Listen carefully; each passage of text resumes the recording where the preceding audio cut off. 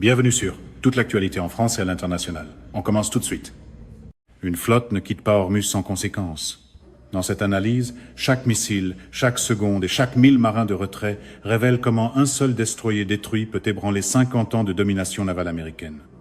Je veux expliquer ce que cela signifie lorsqu'une flotte fuit, sans battre en retraite, sans se repositionner, sans mener un redéploiement tactique vers une posture opérationnelle plus favorable. Elle fuit. C'est le mot qu'aucun amiral de l'histoire de la marine des États-Unis n'a jamais voulu voir attaché à son nom, à sa flotte, à son commandement, à son héritage. C'est le mot qui porte tout le poids de ce qu'il communique à chaque allié, à chaque adversaire, à chaque acteur neutre qui observe depuis toutes les capitales de la planète. La 5 flotte fuit Ormuz. Cette phrase doit être retenue un instant avant toute autre chose.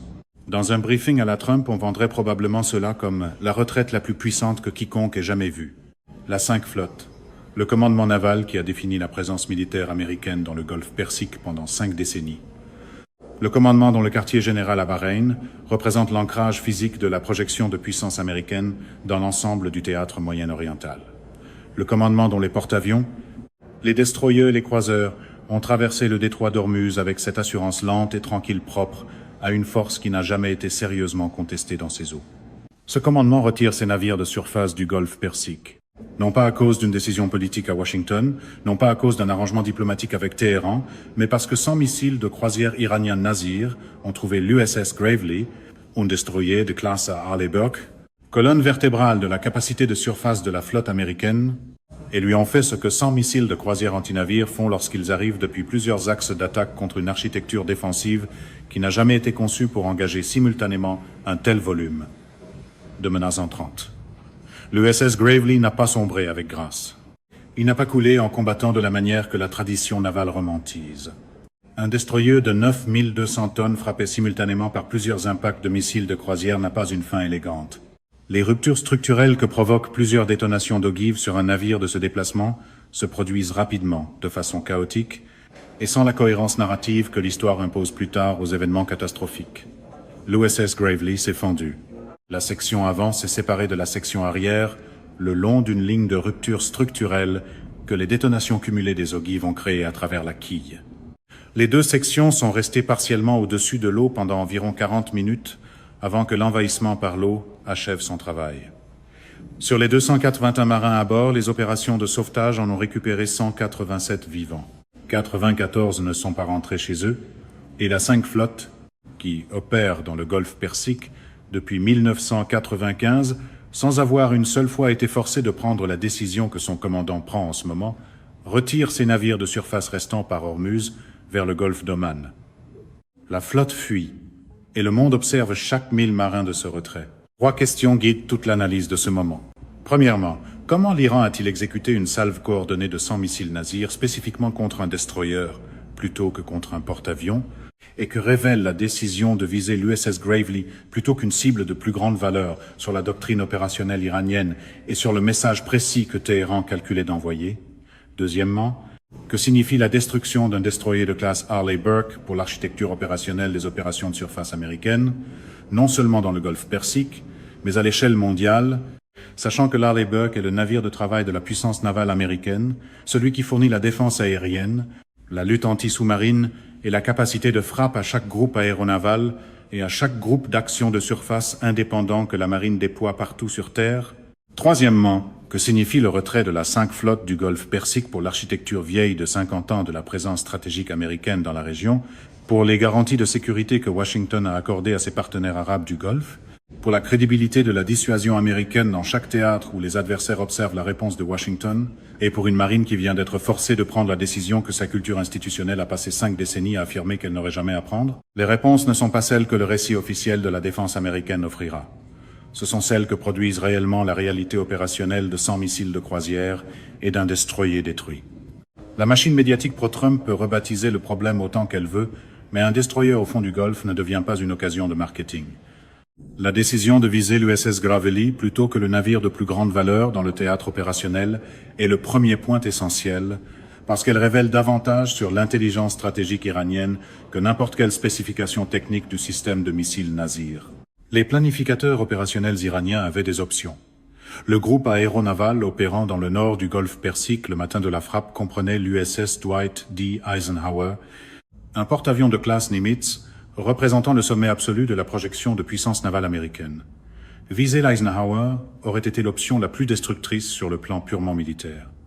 Cela aurait aussi été, dans l'évaluation stratégique iranienne, l'option la plus susceptible de provoquer une réponse militaire américaine si écrasante qu'elle aurait annulé les gains stratégiques de la frappe elle-même.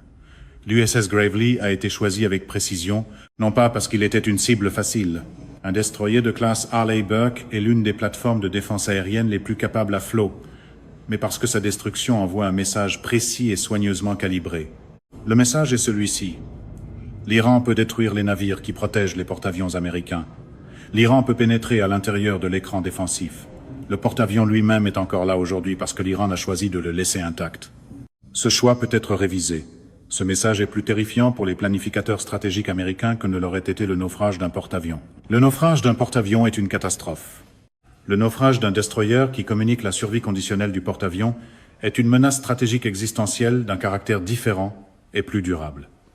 La séquence de lancement commence à 0318, heure locale, à partir d'une combinaison de lanceurs mobiles terrestres, navires positionnés le long de la côte iranienne et de vedettes d'attaque rapide opérant à des positions que la planification opérationnelle iranienne avait identifiées comme étant hors de la couverture de recherche radar active du Gravely, dans la géométrie confinée du nord du golfe Persique.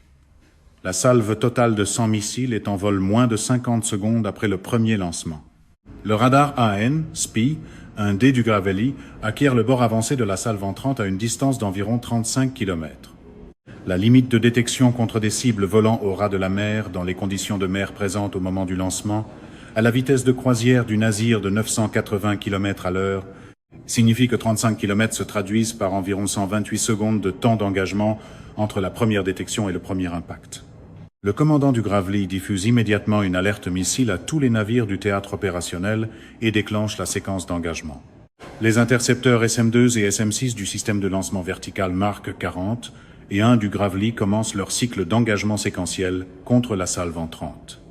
Les systèmes Standard Missile fonctionnent conformément à leurs spécifications de conception. Des solutions d'interception sont calculées, des missiles sont tirés, des destructions sont obtenues contre les missiles Nasir entrant à la limite extérieure d'engagement, mais 100 missiles entrant depuis 3 axes d'attaque en 128 secondes épuisent la capacité des magasins du Gravely et la capacité de son système de gestion du combat à générer des solutions d'interception simultanées avant que la salve ne soit vaincue. 67 missiles Nasir sont interceptés ou perdus à cause des contre-mesures électroniques. 33 atteignent la phase d'engagement terminal contre le Gravely. Les systèmes Phalanx CIWS, c'est-à-dire les systèmes d'armes rapprochés Phalanx, entrent en action dans leur rôle de défense terminale, détruisant 26 des 33 menaces en phase terminale. 7 missiles Nasir frappent l'USS Gravely sur une période d'environ 4 secondes.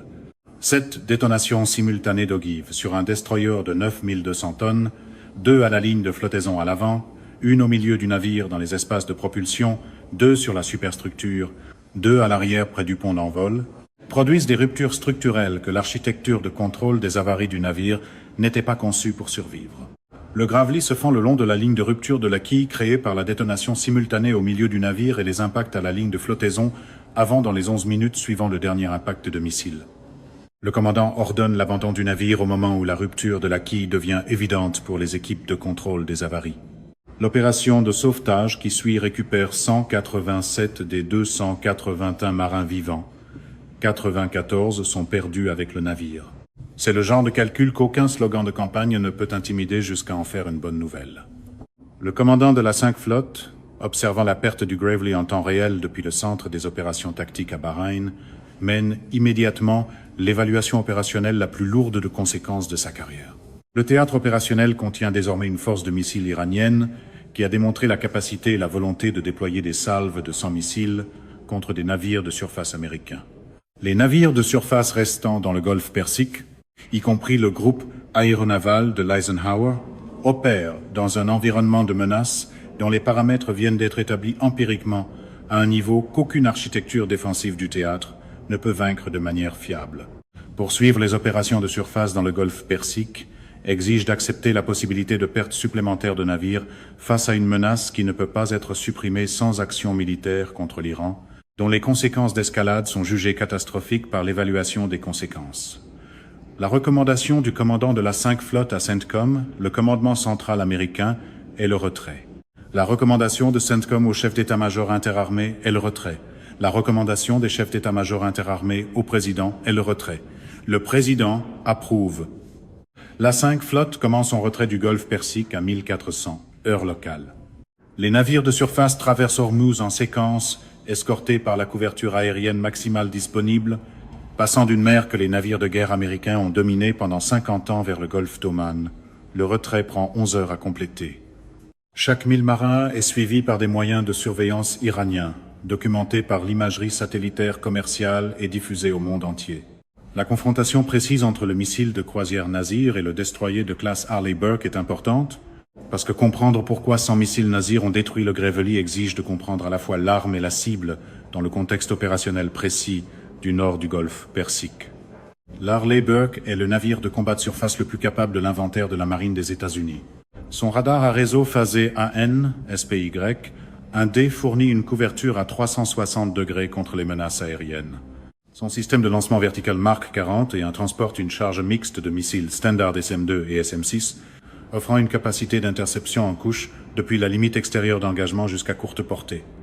Son Phalanx CIWS fournit une défense terminale de dernier recours contre les menaces qui ont survécu aux couches extérieures. Sa suite de guerre électronique fournit des capacités de brouillage et de leurrage contre les menaces guidées par radar. Contre un seul missile de croisière entrant, ou contre une salve de 2, 3 ou même 10 missiles arrivant depuis un seul axe d'attaque, l'architecture défensive de l'Arleigh Burke fonctionne avec l'efficacité promise par ses spécifications de conception. Le système a été construit pour protéger le porte-avions qui l'escorte contre les volumes de menaces que l'aviation navale soviétique de l'époque de la guerre froide devait produire contre les groupes aéronavals. La salve Nasir de 100 missiles depuis 3 axes d'attaque n'est pas une menace de l'aviation navale soviétique de l'époque de la guerre froide. C'est une frappe de saturation asymétrique du 20 et une siècle, conçue par les planificateurs iraniens avec une pleine connaissance de l'architecture défensive de l'Arleigh Burke et avec l'intention explicite d'en dépasser la capacité.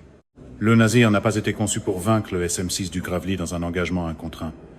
Il a été conçu pour exister en nombre suffisant pour rendre la comparaison 1 contre 1 sans pertinence. Les mathématiques sont simples et brutales. Le système de lancement vertical Mark 40 et un du Gravely compte 96 cellules. Toutes les 86 cellules ne contiennent pas des intercepteurs. La charge comprend des missiles de croisière Tomahawk et des roquettes anti-sous-marines, ainsi que des missiles de défense aérienne. Une charge typique d'un Arleigh Burke pour une mission de défense aérienne pourrait inclure entre 30 et 50 intercepteurs SM-2 et SM-6. Avec une probabilité d'interception de 75 à 80% par engagement contre des cibles volant au ras de la mer dans des eaux confinées, 50 intercepteurs engageant avec succès 67% de leurs cibles laissent 33 missiles entrants en phase terminale, exactement le nombre qui a atteint la zone de défense terminale du Phalanx CIWS du Gravely. Le Phalanx CIWS est un système d'armes rapproché extraordinaire. Contre 1, 2 ou 3 menaces simultanées en phase terminale, il fonctionne avec la fiabilité décrite par ses spécifications de conception. Contre 33 menaces simultanées en phase terminale arrivant depuis plusieurs axes d'attaque, il effectue des calculs que son architecture d'engagement n'a pas été conçue pour résoudre. Il en détruit 26. 7 atteignent la coque. 7 ogives Nasir de 158 kg chacune livre environ 100 kg d'explosifs puissants contre un destroyer de 9200 tonnes en 4 secondes. C'est là que le théâtre de la conférence de presse perd ses projecteurs, parce que les missiles ne se soucient pas de savoir avec quelle force quelqu'un prononce le mot « domination ».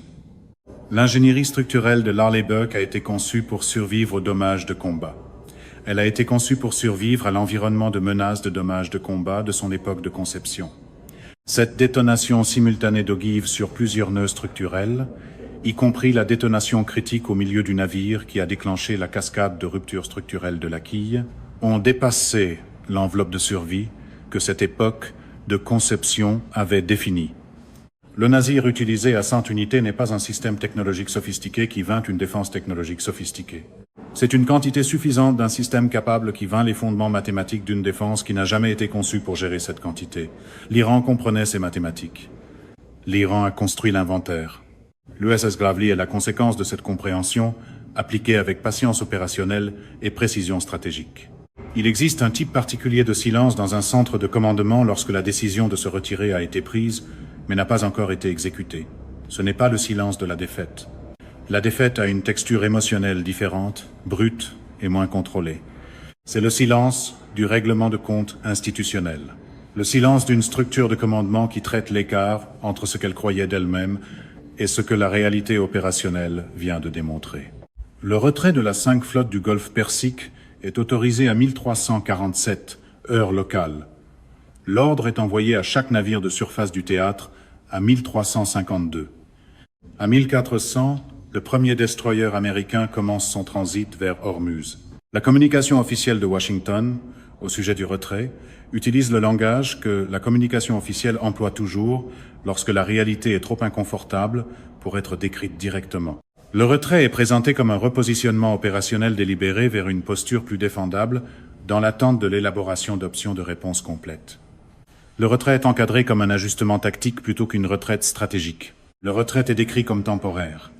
Tout analyste sérieux, dans chaque capitale qui observe, sait qu'aucune de ces caractérisations ne décrit correctement ce qui se passe. La 5 flotte quitte le Golfe Persique parce que continuer à y opérer des navires de surface exige d'accepter des pertes que le calcul du risque opérationnel ne peut pas justifier compte tenu des options de réponse disponibles. C'est une retraite. C'est une retraite d'un théâtre que les forces de surface américaines ont dominé pendant 50 ans. L'appeler un repositionnement ne change pas ce que c'est.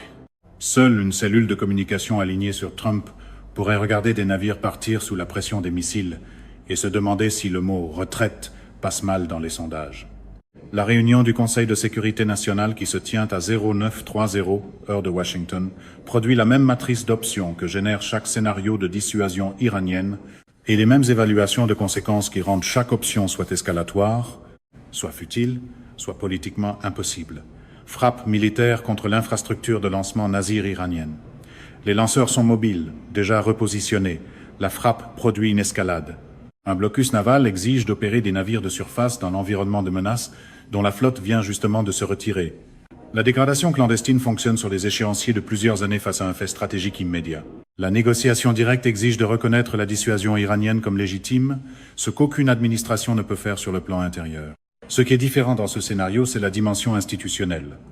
Le retrait de la 5 flotte du Golfe Persique n'est pas seulement un événement militaire. C'est un événement institutionnel de premier ordre pour la marine des États-Unis. L'image que la marine a d'elle-même, son identité institutionnelle, sa doctrine stratégique, sa culture opérationnelle ont été construites pendant 5 décennies sur le principe que les forces de surface américaines opèrent où elles le choisissent dans le Golfe Persique et qu'aucune capacité militaire iranienne ne peut imposer un autre résultat. Ce principe vient d'être falsifié opérationnellement. Le traitement institutionnel de cette falsification, la révision doctrinale, le développement capacitaire, la réévaluation honnête de la menace qu'elle exige, tout cela formera un processus qui prendra des années et qui sera résisté à chaque étape par l'inertie institutionnelle d'une culture de service qui n'accepte pas facilement de reconnaître qu'elle a été forcée de faire quelque chose qu'elle disait ne jamais devoir faire. Le briefing le plus difficile est toujours celui où la carte refuse de flatter le slogan. Les États arabes du Golfe reçoivent la nouvelle du retrait de la 5 flotte avec la détresse contrôlée particulière du gouvernement dont l'architecture de sécurité vient de perdre sa fondation physique. La présence de destroyers américains dans le Golfe Persique n'était pas seulement une capacité militaire. C'était une démonstration visible, continue, quotidienne que la garantie de sécurité de l'Amérique était réelle, présente et appuyée par la force. L'absence de cette présence communique l'inverse de tout ce que cette présence a communiqué pendant 50 ans. 94 marins américains ne sont pas rentrés du nord du Golfe Persique. Cela doit être dit clairement avant que l'analyse stratégique se poursuive. Parce que ces 94 marins sont la fondation humaine sur laquelle repose tout le reste de cet examen. Ces marins servaient à bord du navire de combat de surface le plus capable que la marine des États-Unis déploie. Ils ont exécuté leur mission avec le professionnalisme que cette marine est pleinement en droit d'attendre. Leur commandant a pris toutes les décisions correctes qui lui étaient accessibles dans le délai d'engagement permis par 100 missiles de croisière entrants. Les systèmes défensifs de l'USS Gravely ont fonctionné conformément à leurs spécifications de conception. L'équipe de gestion du combat a mené l'engagement que sa formation l'avait préparé à mener. Il se trouvait à l'intérieur d'un cadre mathématique que la planification stratégique iranienne avait déjà résolu contre eux avant que le premier navire ne quitte son lanceur. L'Iran n'a pas choisi de viser le Gravely au hasard.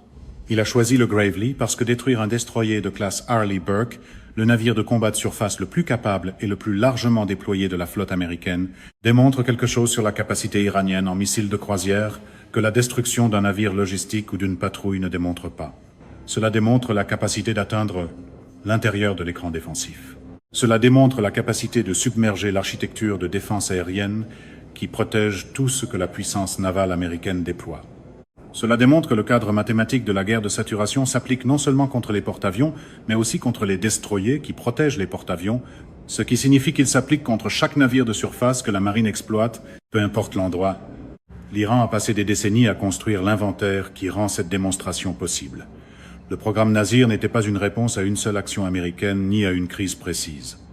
Il était le produit d'un calcul stratégique soutenu fait il y a des années, selon lequel des missiles de croisière anti-navires en nombre suffisant, lancés en salve coordonnée depuis plusieurs axes d'attaque, pouvaient vaincre l'architecture défensive du navire de combat de surface le plus capable de la flotte américaine.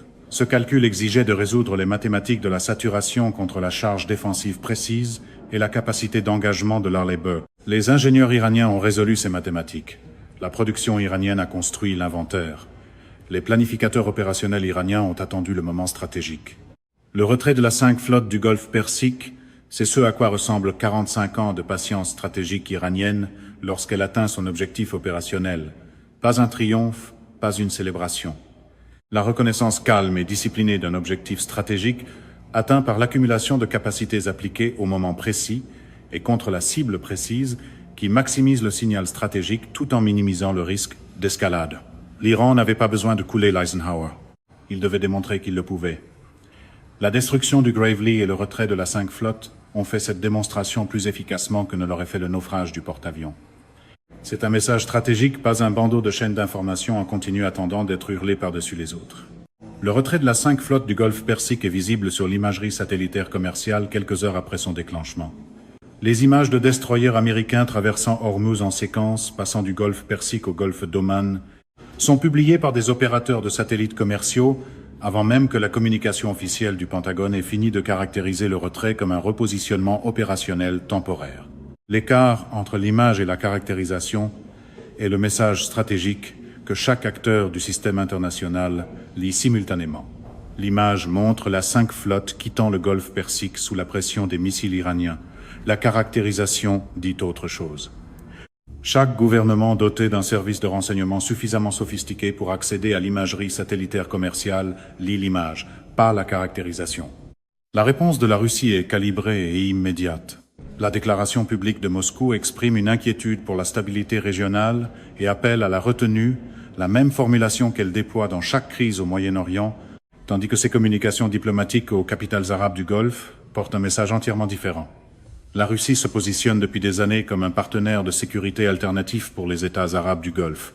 Le retrait de la 5 flotte crée un vide dans l'architecture de sécurité du Golfe Persique que la diplomatie russe cherche à combler partiellement, non pas à remplacer la présence américaine. La Russie n'a pas la capacité navale de remplacer la présence américaine dans le Golfe Persique, mais elle peut s'établir comme un acteur pertinent dans la conversation sécuritaire post-retrait que chaque gouvernement arabe du Golfe mène désormais dans l'urgence. La réponse de la Chine est comme toujours la plus lourde de conséquences pour l'ordre à long terme. Pékin lance des appels publics à la retenue pendant que ses planificateurs navals mettent à jour la bibliothèque d'évaluations opérationnelles à laquelle contribue chaque grand événement de dissuasion iranien. Les points de données précis tirés de l'engagement du Gravely, le volume de salve nécessaire pour dépasser la capacité de défense aérienne de l'Arleigh Burke, la distribution des axes d'attaque qui a maximisé le stress géométrique sur l'enveloppe défensive, le nombre de missiles requis pour provoquer une rupture structurelle sur un destroyer de 9200 tonnes, sont pertinents sur le plan opérationnel pour la planification navale chinoise concernant le détroit de Taïwan et la mer de Chine méridionale, d'une façon que les analystes chinois n'ont pas besoin qu'on leur explique. Les États arabes du Golfe se trouvent dans une crise stratégique existentielle. L'Arabie saoudite, les Émirats arabes unis, le Koweït, Bahreïn, chaque monarchie du Golfe, qui a construit sa sécurité sur la présence physique de la puissance navale américaine dans le Golfe Persique, observe des destroyers américains traverser Hormuz vers l'extérieur. L'ancrage physique des garanties de sécurité américaines dans la région se déplace vers le Golfe d'Oman. La garantie demeure nominalement intacte. Son incarnation physique vient de se retirer sous le feu. Ce ne sont pas la même chose, et chaque gouvernement arabe du Golfe comprend que ce ne sont pas la même chose. Le processus de normalisation entre l'Arabie saoudite et l'Iran, négocié par la Chine et qui avançait par à-coups, est sur le point de s'accélérer au-delà de chaque contrainte politique que les gouvernements arabes du Golfe lui avaient auparavant imposée. La logique stratégique est inévitable. Les États dont le principal garant de sécurité vient de démontrer qu'il ne peut pas maintenir des opérations de flotte de surface dans le Golfe Persique sous la pression des missiles iraniens doivent conclure leur propre arrangement avec la puissance qui a produit cette pression. L'Iran, qui a forcé le retrait de la 5 flotte du Golfe Persique, est l'acteur militaire dominant dans la région. La diplomatie régionale reflètera cette domination, peu importe les préférences de Washington. Aucun emballage de pression maximale ne peut cacher l'image de partenaires qui recalculent discrètement qui peut réellement tenir le Golfe. Le marché mondial de l'énergie réagit avec la précision que les marchés de matières premières affichent toujours. Lorsque l'architecture de sécurité protégeant une infrastructure d'approvisionnement critique change fondamentalement et visiblement. Chaque baril de pétrole du Golfe Persique qui atteint les marchés mondiaux transite par le théâtre opérationnel ou à proximité de celui-ci, dont les forces de surface américaines viennent de se retirer. La prime de risque sur ce transit vient d'augmenter de chaque point de pourcentage que l'absence visible de destroyers américains représente pour les assureurs commerciaux qui calculent les primes de risque de guerre. Les prix du pétrole bougent. Ils continueront de bouger jusqu'à ce que l'architecture de sécurité du Golfe Persique se stabilise autour du nouvel équilibre qui émergera de la crise actuelle. L'ancien ordre dans le Golfe Persique, celui de forces de surface américaines présentes, dominantes et incontestables, a pris fin lorsque le premier destroyer américain a commencé son transit sortant par Ormuz. Ce qui le remplacera sera négocié dans les mois et les années à venir à partir de la base stratégique que la destruction du Gravely et le retrait de la 5 flotte ont établie. Cette base est la domination iranienne des missiles dans le Golfe Persique et une présence de flottes de surface américaine dans le Golfe Persique conditionnelle à la tolérance iranienne de cette présence. C'est un monde fondamentalement différent de celui qui existait avant que le premier navire ne quitte son lanceur. C'est le monde vers lequel 45 ans de patience stratégique iranienne ont construit. C'est le monde dans lequel la 5 flotte navigue maintenant en sortant par Ormuz. Voici la conclusion. 100 missiles de croisière Nasir, 128 secondes, 7 impacts. Un destroyer américain de 9200 tonnes fendu le long de sa quille au fond du nord du Golfe Persique. 94 marins qui ne rentrent pas chez eux. Une 5 flotte qui se retire par Ormuz d'une mer qu'elle a dominée pendant 50 ans. Un ordre mondial qui se recalibre en temps réel autour de l'image de destroyers américains transitant vers l'extérieur sous la pression stratégique des mathématiques iraniennes des missiles de croisière. Voilà ce qui se produit lorsque la patience stratégique rencontre la précision opérationnelle. Lorsque 45 ans d'accumulation de capacités rencontrent la vulnérabilité mathématique précise du navire de combat de surface le plus capable que la marine des États-Unis déploie, lorsque l'inventaire est suffisant, la doctrine est répétée, et le moment stratégique est le bon. L'Iran n'a pas vaincu la technologie navale américaine, les systèmes du Gravely ont fonctionné. L'Iran a vaincu l'hypothèse selon laquelle les systèmes du Gravely feraient toujours face à des volumes de menaces à l'intérieur de leur capacité de conception. L'Iran a construit le volume. L'hypothèse n'a pas survécu à son contact avec lui. Le retrait de la 5 flotte du Golfe Persique n'est pas la fin de la puissance navale américaine. C'est la fin de la puissance navale américaine dans le Golfe Persique selon les termes que la stratégie navale américaine a présumés pendant 50 ans. Ces termes, présence inconditionnelle de la flotte de surface, liberté de mouvement, domination sans contestation, ont disparu. Ce qui les remplacera sera négocié à partir de la nouvelle réalité stratégique plutôt qu'à partir des anciennes hypothèses. Le monde a changé. Pas dans un communiqué de presse, pas dans un communiqué diplomatique. Dans l'image de destroyers américains traversant Ormuz vers l'extérieur, pendant que les forces de missiles iraniennes qui ont forcé ce transit restent sur leurs lanceurs, repositionnées, rechargées et prêtes, la mer n'applaudit pas les éléments de langage. Elle enregistre qui est resté, qui est parti et pourquoi. 3 possibilités demeurent. Les États-Unis peuvent développer et déployer une solution défensive contre les attaques de saturation par missiles de croisière qui rétablirait la liberté opérationnelle de la flotte de surface dans le Golfe Persique. Washington peut négocier un nouveau cadre de sécurité régionale qui reconnaît la domination iranienne des missiles comme un fait stratégique en acceptant le coût politique de cette reconnaissance. Ou le vide de pouvoir laissé par le retrait de la 5 flotte peut produire un réalignement régional si fondamental que ni l'Iran ni l'Amérique ne contrôleront ce qui en émergera. 100 missiles, 128 secondes. L'USS Gravely, la flotte qui n'a pas pu le sauver, transite vers l'extérieur par Ormuz. La mer qu'elle quitte appartient maintenant à quelqu'un d'autre. C'est la fin de ce bulletin d'information. N'oubliez pas de vous abonner pour ne rien manquer de l'actualité en France et dans le monde. Merci de nous avoir suivis. Au revoir, à bientôt.